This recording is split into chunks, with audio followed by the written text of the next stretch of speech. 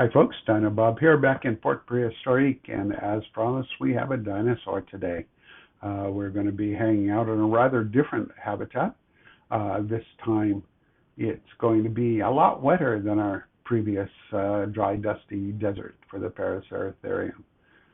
So we're starting off here at the Grasslands Pavilion, where the Mutaborosaurus and the Carcharodontosaurus can be seen moving alongside the Carcharodontosaurus habitat, and with a guest restaurant to our left.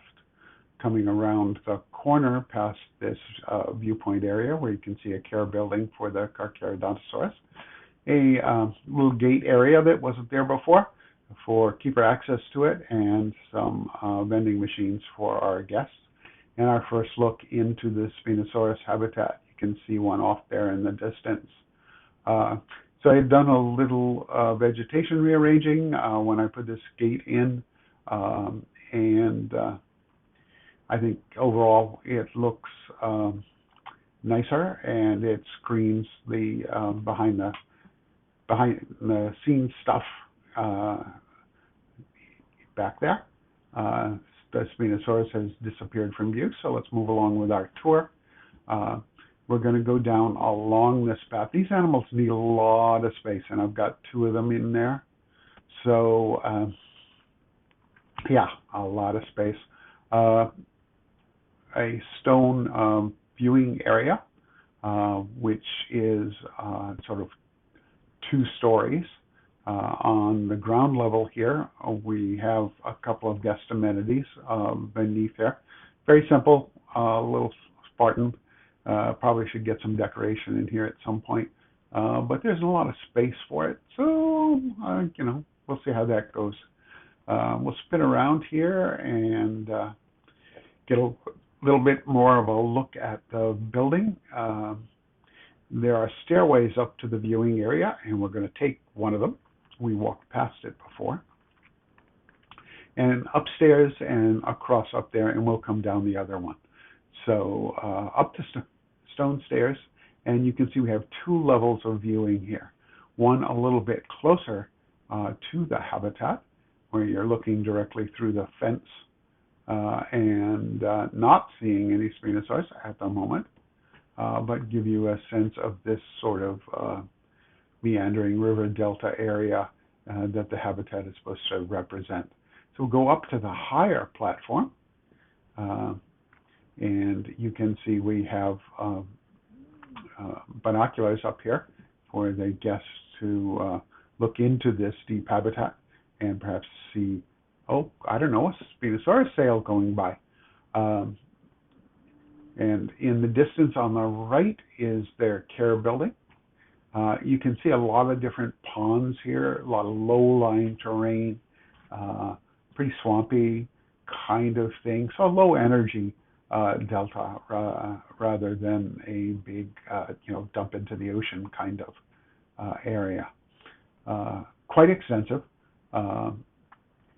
So let's head around past the multiple donation bins. Whoops, sorry about that. Let's move forward before we go down. Forward. Yeah, okay. A little bit of a sunshade there that's having some weird shadow stuff going on here right now. The shadows kind of come and go there. Hope the devs can fix that. It's visually annoying, but it is what it is. All right, down the stairs, and so very similar entrances on both ends of this building. And we go down along the path, and ahead you can see the path rising, and we'll be getting to that in future. We've got the Spinosaurus life-size sign to tell the guests what's going on here, and a feeding platform, which is a fair distance away from this walkway. I'm considering adding a little subsidiary path to get the guests a little bit closer. That may be a future project. Obviously, it's not here right now. So a little jump cut here to where our Spinosaurus is doing a broadcast animation. And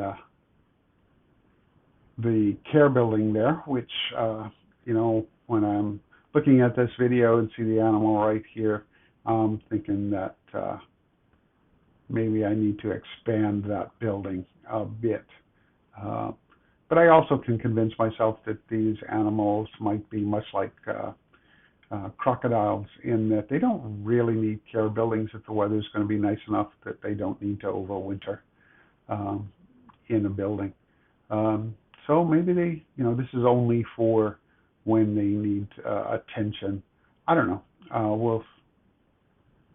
We'll give that some thought. If you got some comments on that, I'd be happy to hear them. So up overhead to get a look at the whole of the habitat and a quick glimpse of the next video's habitat. I deliberately put these two watery habitats close to each other with the idea that the park would want to keep the water filtration systems concentrated because these two habitats are water intensive. So I hope you are enjoying the design on this habitat.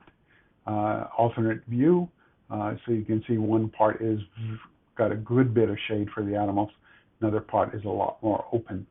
So a bit of a varied habitat going on here. And this view also gives you a sense of where in the park this habitat is. So the Spinosaurus decided to show up and have some food. And this is the guest view. And I guess you can appreciate why I might be thinking about putting in that little path. They decided to be fairly animated and vocal for me while I was recording this time, which is nice. And you can see some of the benefits of the bodies not interacting, change that the devs made, but heads and tails are still problematic. Overall, big improvement. So there's shorter periods of when things get deeply weird. Please ignore the saving going on there. That's something I'm still hoping the devs will address and have at least the saving thing not show while you've got it in the camera mode. There we go. Yes, let everybody know you've got a full belly, hey? And off they go. So there's a male and female in here. Obviously the male is the more brightly colored one.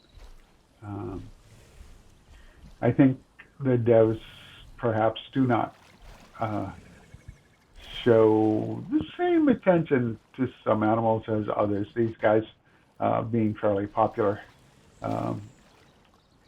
get quite a bit of little bits of animation and look a lot more lively than some of the mammals sometimes, like Prehistorique the last time.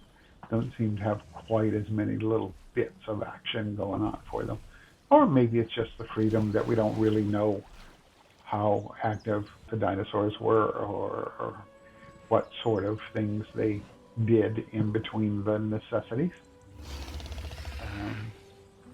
But in any case, it's sort of more fun to film these guys than the mammals most of the time.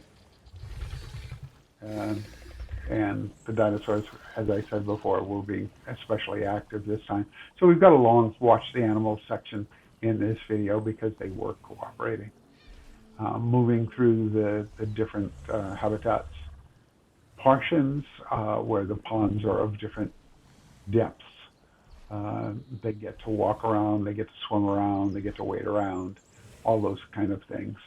And looks like they get hungry again and go back to get some more food. So thanks for stopping by. I hope you enjoyed today's video. I'm still looking at traveling, so I may not be fast on responding to any questions or comments you make, but please do make them. Like the video, please, and if you haven't subscribed, yeah, give it a thought, and it'll help the channel out and get more eyes on this stuff, which will help Prehistoric Kingdom in the long run. So we're going to send you off with swimming Spinosaur as it moves into the distance and into the background. We'll be doing the habitat with the water that you saw in the aerial for the next video. At least that's what's planned. All of this could get derailed if the devs do a surprise drop, assuming, as I said, that I am not on the road. Because if I'm on the road, I'm not making videos. Anyway, you all take care, and I hope to see you in the next video and ones beyond that. So until then, be kind to each other and just take care of yourselves. That's it for today. Dino Bob signing off.